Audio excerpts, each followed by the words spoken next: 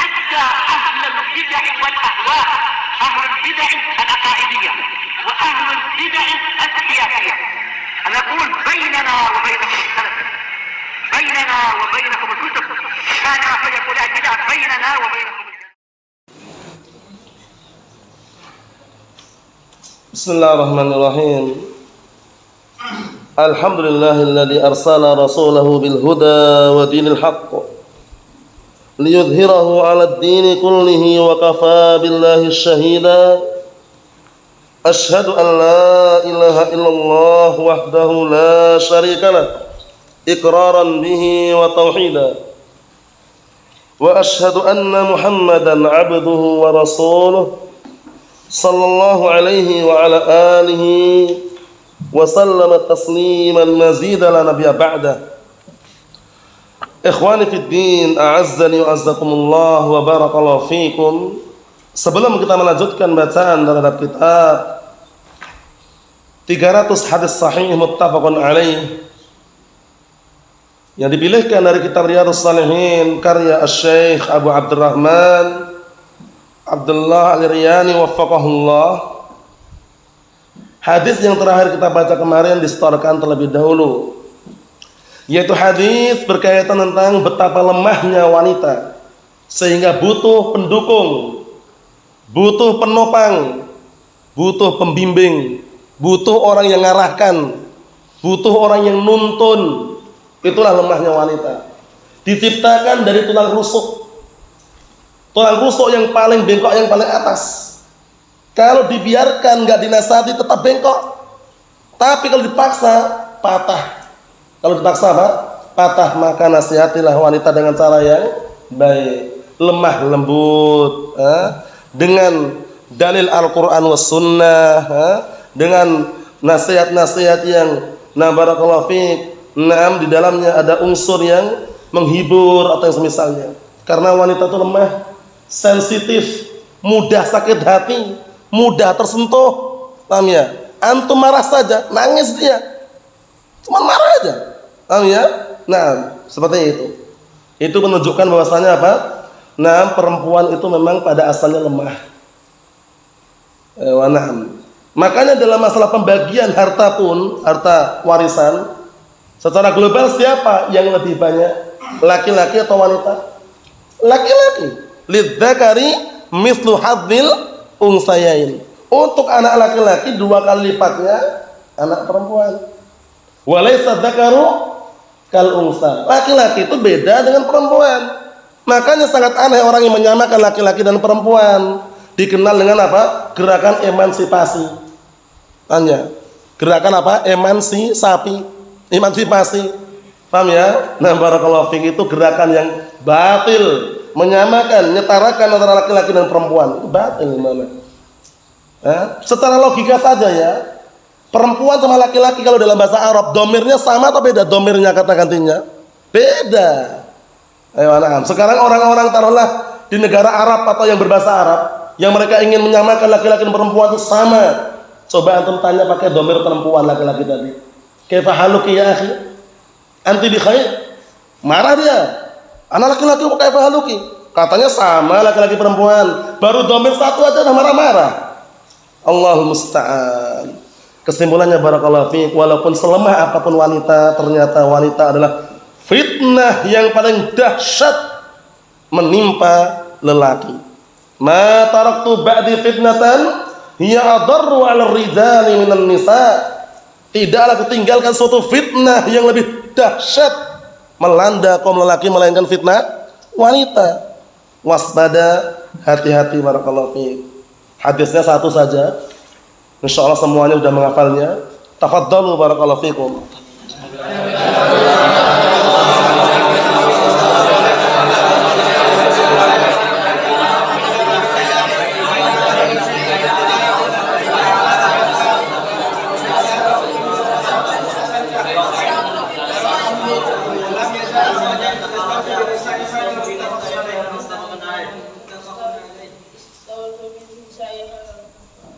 Na'am, ahsantum barakallahu fiikum wa hafidhakumullah a'anakumullah. Sekarang kita lanjutkan. Qala al-mu'allifu asbahullah.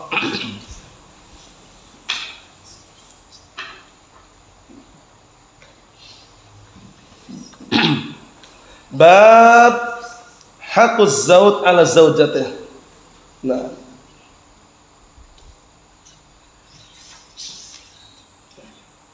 Nah, bab hak seorang suami atas istrinya. Jadi di sana ada beberapa hak, paham ya, yang harus ditunaikan oleh seorang istri, paham ya. Jadi istri bagaimanapun keadaannya harus mentaati suaminya dalam hal yang ma'ruf, hal yang baik. Jangan sampai suatu ketika antum para bujangan, barakallahu fiik, sudah menikah kemudian disetir sama istrinya.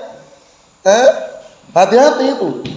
Kalau antum sudah mengenal as-sunnah, bagaimana caranya antum itu yang bisa mengendalikan, mengatur, membimbing seorang istri. Lemah wanita. Bagaimana perempuan jadi pemimpin? Rusak atau tidak kira-kira? Dijelaskan dalam hadis yang sahih, baik-baik perhatikan. Rasulullah SAW mengatakan, lan yufliha qaumun walau amrahum ra'ah. Suatu kaum tidak akan pernah beruntung kalau yang memimpin adalah seorang wanita. Antum suatu ketika akan menjadi para bapak. Dan suatu ketika nanti ketika antum menjadi para bapak, para aba, ada di sana istri-istri. Jangan pernah antum disetir. Mau dakwah dilarang, mau ta'lim dihalang-halangi, mau beribadah diperlambat, jangan. Paham ya? Karena hukum asal ya barakallahu fiik, anak-anak itu dan istri adalah apa? Fitnah. Sebagaimana perkataan Allah Ta'ala, apa ayatnya? Innama, yang satunya, ya ayyuhalladzina amanu adu. Yang satunya fitnah, harta, anak itu fitnah. Kemudian satunya ya ayyuhalladzina amanu inna min azwajikum wa auladikum adu. Paham ya? Wahai orang yang beriman, sesungguhnya di antara anak-anak kalian dan istri-istri kalian itu ada musuh. Mereka bisa jadi musuh.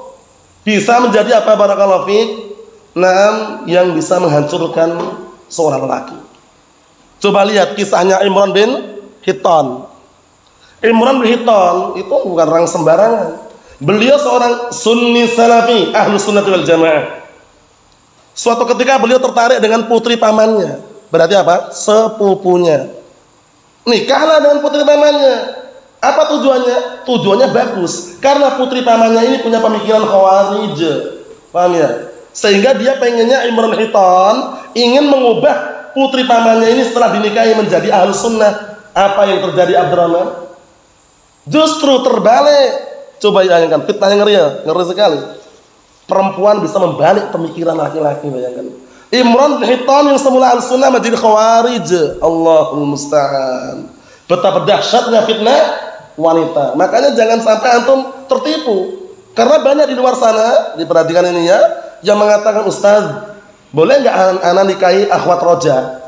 Nanti kalau sudah menikah akan anak ajak menjadi ahlus sunnah. Jangan. Sampai dia keluar dari roja dulu, keluar hizbiyin dulu, baru menjadi ahlus sunnah, baru dinikahi.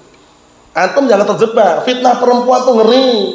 Apalagi orang yang berduit, perempuan yang kaya. Antum miskin, jualannya tempe. Cetir nanti, banyak situ barakallahu fiik. Kondisikan. Jadi kalau antum suatu ketika sudah berkeluarga, jadilah pemimpin. Ar-rijalu qawwamuna 'alan nisa. Kaum lelaki itu mereka adalah pemimpin bagi wanita, bukan wanita yang memimpin. Kalau wanita yang memimpin rusak dalam rumah tangga. Mau ngaji diatur, mau ta'lim nggak boleh, mau dakwah dilarang. Paham ya? Seperti itu. Ini sekedar selingan seputar bab ini ya, belum hadisnya nih. Bab hak seorang suami atas istrinya. Jadi suami punya hak. Nah, dan tipe istri yang salehah yang bagaimana? Yang mentaati suaminya dalam hal yang ma'ruf, pengertian, nggak disuruh sudah bergerak.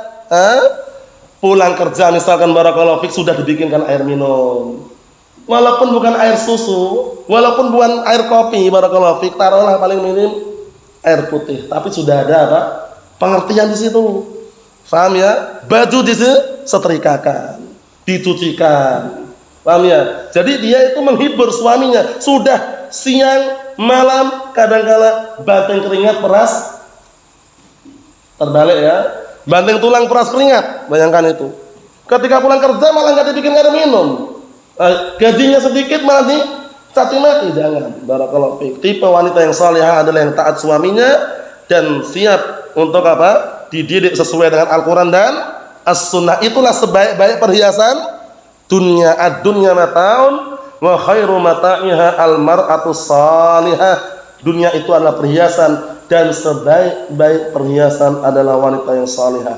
Dalam bab ini ada dua hadis, kita baca dua-duanya karena pendek dan mudah dihafal. Satu, An Abi Hurairah radhiyallahu anhu qala Rasulullah SAW, idza da'a ar-rajulu imra'atahu ila firashihi fa'abat fabata ghadbana 'alayha la'anatha al-malaikatu hatta tusbiha. Muttafaqun alaih.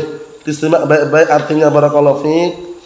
Dari hadisnya Abi Hurairah radhiyallahu anhu, beliau berkata telah bersabda Rasulullah sallallahu alaihi wa ala alihi wasallam, apabila seorang suami, rajulin suami di sini mengajak, da'a itu mengajak istrinya untuk apa? Untuk berhubungan badan, itu aja artinya. Karena ini kalau diartikan mengajak ke kasur itu bingung. Paham ya? Apabila seorang suami mengajak istrinya untuk berhubungan badan, kemudian istrinya nolak, enggan, malam tersebut fabata ghadbana 'alaiha, kemudian suaminya bermalam dalam keadaan marah, la'nathal malaikatu hatta tusbiha, niscaya para malaikat melaknat wanita tadi sampai pagi hari. Bayangkan itu, betapa besarnya hak suami, bayangkan itu. Paham ya? Ini tentunya ketika tidak ada halangan. Suami juga harus pengertian, karena perempuan kadang-kadang datang apa? Datang bulan haid. Harus pengertian. Paham ya? Tapi kalau di waktu-waktu yang tidak datang haid, kemudian di waktu-waktu yang dia itu sehat, tidak sakit, maka jangan pernah menolak ajakan suami. Paham ya? Karena di sini letak apa? Barakallahu fiik, hak suami harus ditaati di sini.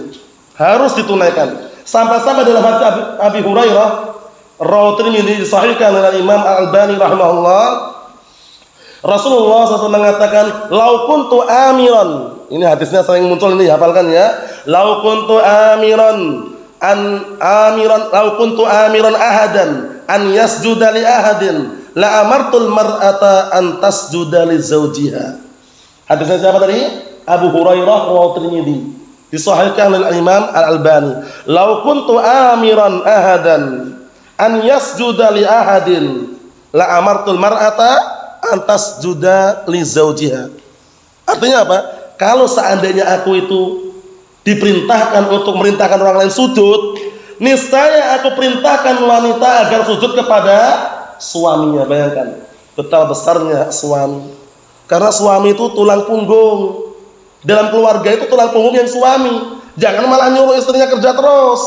Suaminya santai-santai, mainan game, paham ya? Istrinya suruh kerja, terbalik atau tidak? Jelas, terbalik 150 derajat.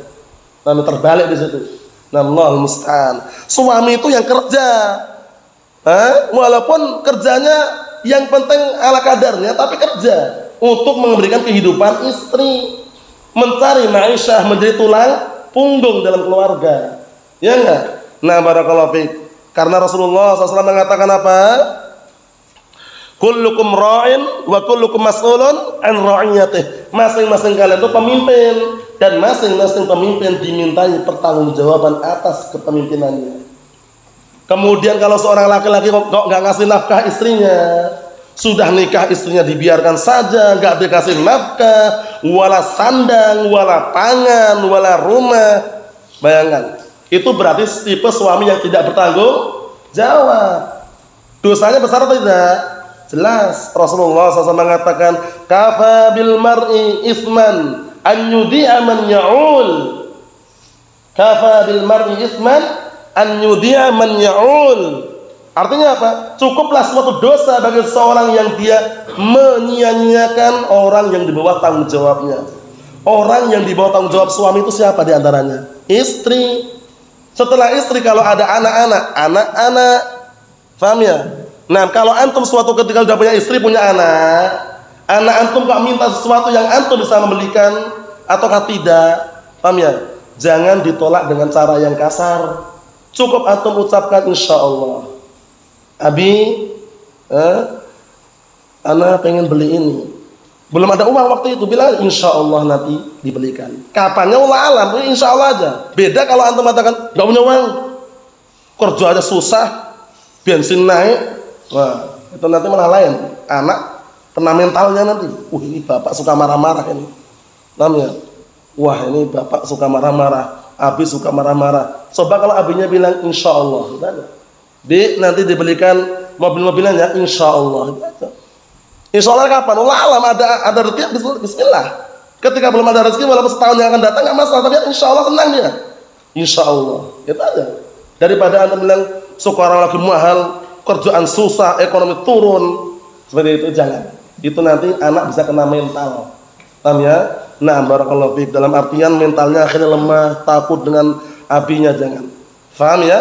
Nah, itu didikan yang perlu diperhatikan. Jangan sampai terlalu keras di dalam apa? Nah, bentak-bentak anaknya sehingga nanti anaknya kena mental. Dalam artian kalau misalkan dia minta sesuatu dan antum belum mampu waktu itu, ya bilang insyaallah itu aja. Insyaallah, ucapan insyaallah ini kan umum.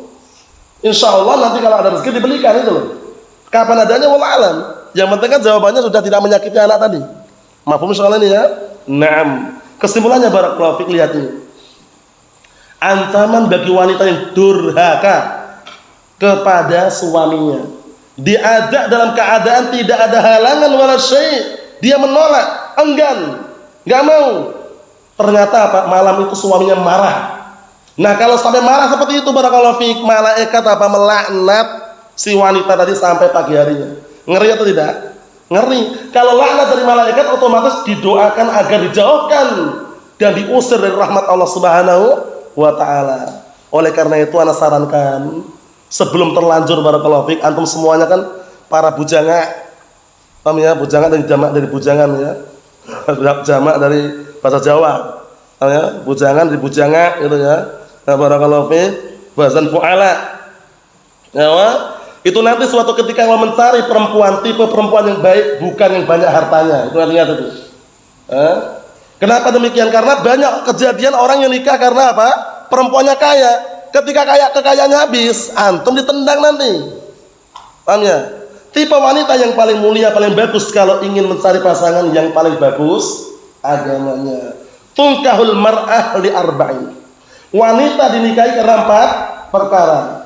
Lidiniha, wali jamaliha, wali nasabiha, wali maliha. Karena agamanya, karena garis keturunannya, karena kedudukannya, dan karena cantiknya, dan karena apa? Hartanya.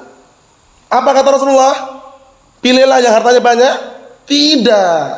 Beliau mengatakan, "Nam fatfar bidatid din taribat yadak." Pilihlah wanita yang paling bagus agamanya, kamu akan beruntung. Itu terjemahan bahasa seperti itu. Kalau terjemahan setelah letternya, tanganmu akan berdebu.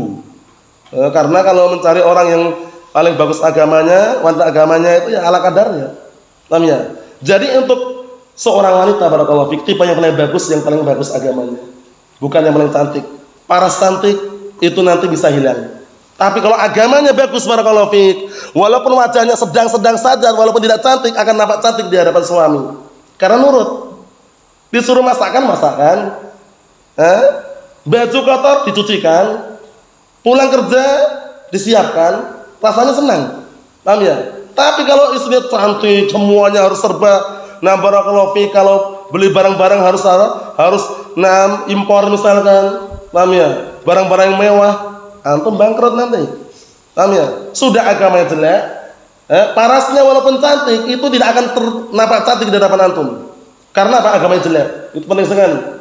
Makanya saran yang paling terbaik, agama yang bagus di sini barakallahu fiik, secara khususnya ada sunniyah salafiyah. Itu carilah wanita yang sunniyah salafiyah. Jangan malah barakallahu fiik ingin alasannya mengubah tadi itu. Kalau ingin mengubah, ingat kisahnya Imran bin Hitan. Udah selesai. Imran bin Hitan Ahlussunnah lo, enggak sembarangan lo. Nikah malah kalah dengan istrinya, bayangkan. Menjadi khawarij, bayangkan. Waliyadzubillah. Fitnah barakallahu fiik. Ikhwani fid din, a'azzani wa azzakumullah, barakallahu fiikum. Syahidnya dalam hadis yang mulia ini, betapa besarnya hak suami. Jadi jangan dilecehkan suami, barakallahu fiik.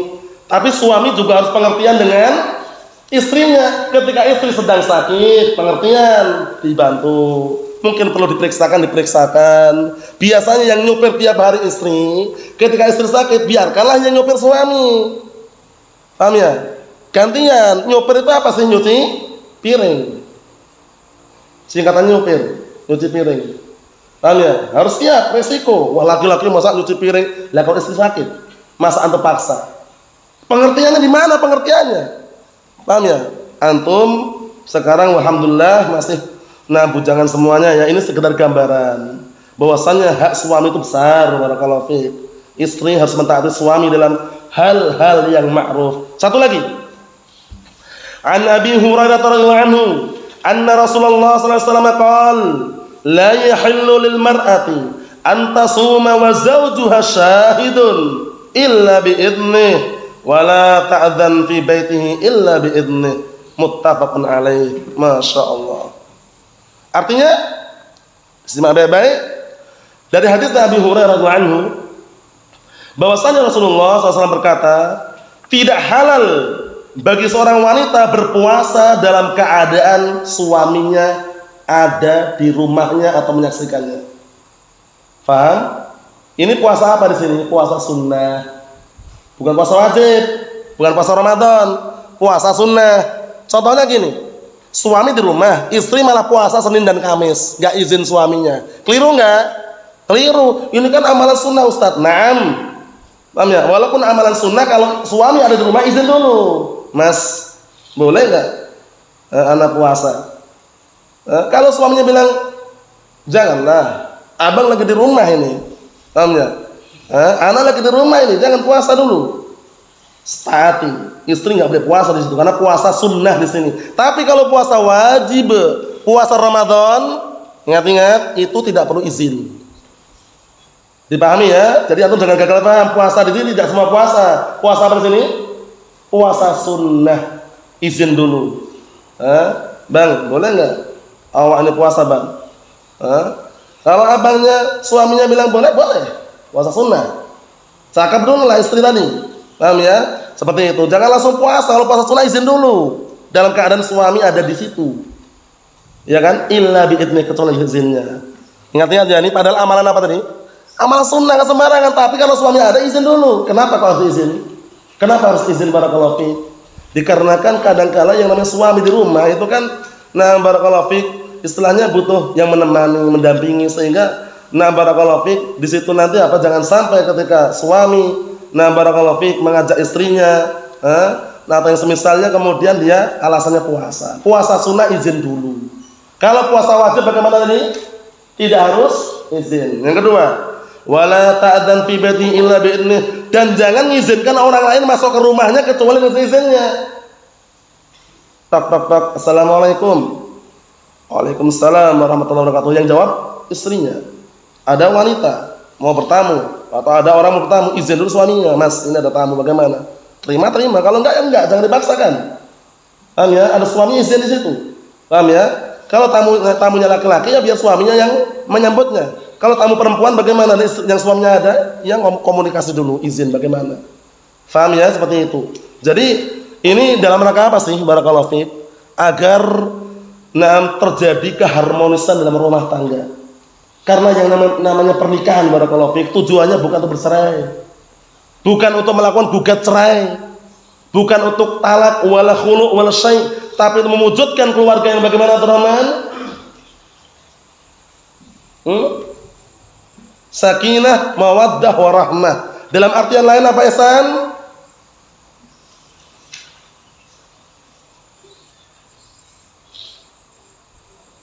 Romantis, harmonis, dinamis. Romantis, harmonis, dinamis. 3S. Paham ya? Itu tujuan pernikahan. Makanya disayangkan nikah cerai. Paham ya? Alasannya nggak jelas gitu loh. Paham ya? Jadi kalau orang udah menikah itu bagaimana caranya, apa? Barakallahu fiik, mewujudkan keluarga yang sakinah, mawaddah, warahmah. Dan kekeluargaan, ingat baik-baik ini ya, tidak akan menjadi keluarga yang sakinah, mawaddah, warahmah, harmonis, dinamis, romantis, kecuali kalau dibangun di atas Al-Quran dan As-Sunnah. Itu perhatian baik-baik. Antum lihat kehidupan orang awam yang jauh dari ilmu, yang inginnya semuanya serba hidupnya glamor, serba pengennya kaya, semua harga mahal. Paham ya? Lipstik aja 250.000 satu. Karena suaminya kerjanya apa? Jualan tempe dia suaminya. Ini bukan mengejek, maksudnya itu suaminya kerjanya serabutan, tapi istrinya barakallahu fi, istrinya itu pengennya sesuatu yang mahal gitu loh. Allahul musta'an. Bangkrut enggak kira-kira? Ayo man. Coba Ahlus Sunnah ala kadarnya. Para akhwat Ahlus Sunnah itu ala kadarnya mereka. Enggak ada lipstik enggak pakai. Paham ya? Kalau ingin merah-merah makan semangka. Paham ya? Seperti itu aja, ringkas, simple, padat, enggak butuh biaya banyak. Ahlus Sunnah seperti itu. Paham ya? Antum lihat orang-orang awam yang jauh dari ilmu barakallahu fik, ini beneran nih, realita ini. Bubuknya, bedaknya untuk pipi berapa? Satu itu 100.000. Lipstiknya nyari yang impor 250.000. Udah berapa kali? 350.000. Paham ya? Kemudian barakallahu fik, untuk ini apa namanya ini? Bulu apa namanya ini? Alis. Untuk alis ini aja itu 80.000. Gajinya suaminya sepekan 350.000. Jadi pengeluaran lebih banyak daripada pemasukan. Ini maksudnya, nah, barakallahu fik. Kalau kita nanti barakallahu fik atau antum untuk mencari pasangan, carilah yang Ahlus Sunnah wal Jamaah, yang siap dididik sesuai dengan Al-Qur'an dan As-Sunnah. Insyaallah bismillah akan antum rasakan di situ. Dan antum semangat mencari ilmu. Kenapa demikian? Nanti kalau antum punya anak, didik anak antum itu. Jangan wahana mesti bekerja tapi titipkan pada pesantren, asetnya hilang. Anak itu aset nomor 1. Lah kalau antum titipkan pada pesantren, yang ngajari anak antum siapa? Gurunya kan? Pahalanya lari ke gurunya, asetnya hilang. Jadi antum di situ barakallahu fik, posisinya kalau punya ilmu, ajari anak antum. Ketika pulang diajari, paham ya? Diajari ilmu Al-Qur'an Sunnah sehingga aset itu enggak pergi kemana-mana. Harta simpanan ada di situ. Paham ini ya? Nah, barakallahu fiik. Antum lihat, orang hizbiyun zaman sekarang itu zaman bisnis, enggak sembarangan. Orang hizbiyun itu masuk pondok pesantren, masuknya saja loh ya. Daftarkannya bayar atau tidak? Bayar 25.000. Diterima, masih mending, enggak terima, hangus uangnya. Bonusnya hangus. Diterima SPP-nya per bulan 1.500.000. Uang gedungnya berapa? 5 juta. Allah musta'an. Uang sakunya mintanya 750. Lah antum kerjanya santai-santai kerjanya. Kerjanya Ahlus Sunnah kan santai-santai. Kemudian biaya sebanyak itu bayangkan. Coba kalau semua itu antum simpan dan tabung, ajari anak antum. Enggak usah khawatir insyaallah. Anak antum walaupun enggak masuk sekolah umum, insyaallah bismillah enggak perlu khawatir. Bisa baca. Yang penting antum itu aktif. Kasodorkan Al-Qur'an atau Iqra dulu ya, Iqra, kemudian cara baca bagaimana, bisa baca. Bayangkan itu. Walaupun enggak pernah sekolah umum. Insyaallah itu terbaik. Sehingga apa? Yang namanya kalau anak yang ngajari keluarganya sendiri bayar enggak? Enggak bayar.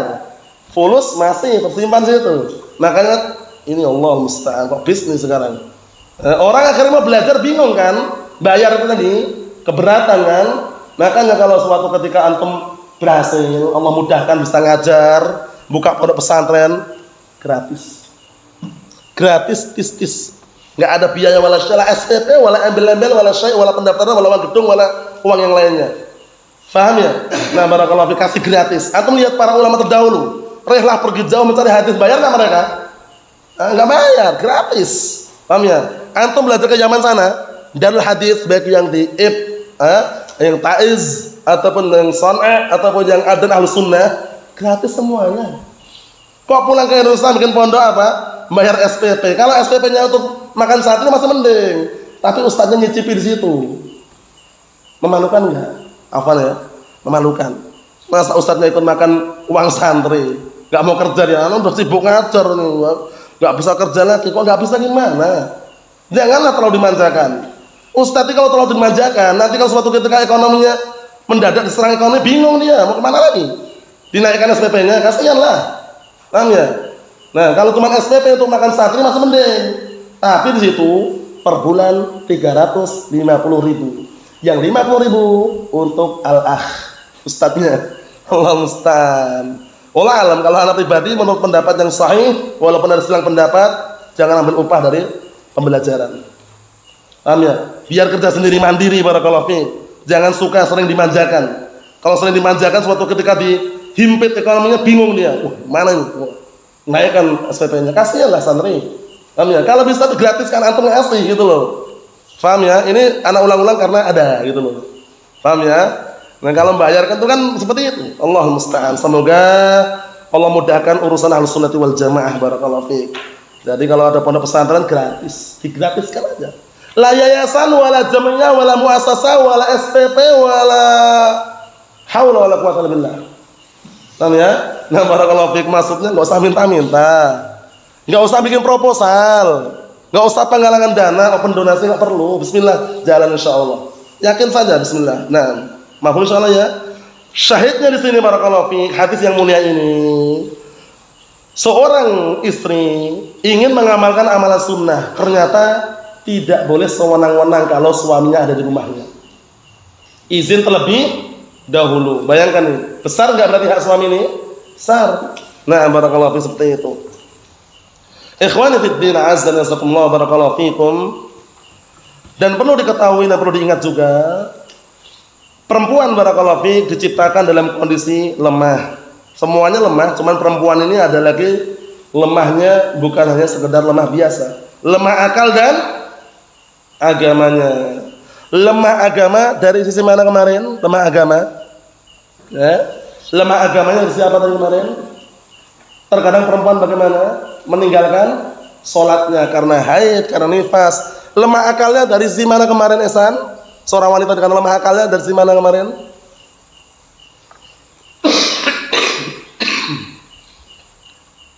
Ya, benar.